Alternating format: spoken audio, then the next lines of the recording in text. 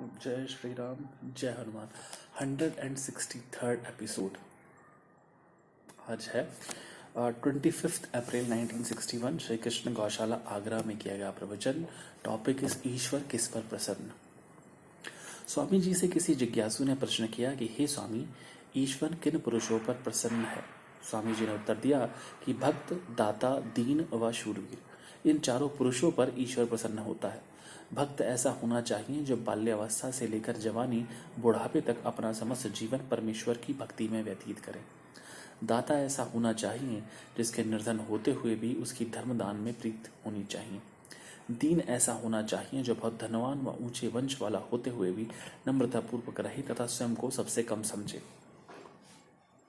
जेहि जे तेहि तब भी बाणहि बारुचण जी, कुजत होत पुनुआसी मुँह कमीणिय केहि, असुल आर्य जाम जे पलई आऊं पेही, हूजा पाइन पेर में तह जुतिया न जेहि, विसारे वेही तिनके जीवन के किए रसा। शूरवीर ऐसा होना चाहिए जो धर्म व देश सेवा के प्रति अपना सर कुर्बान करना चाहे तथा इंद्रियों पर विजय प्राप्त करने वाला हो। उपरोक्त चारों प्रकार के मनुष्यों पर ईश्वर प्रसन्न होते हैं। बहुत बहुत धन्यवाद। अजय श्री राम, अजय हनुमान।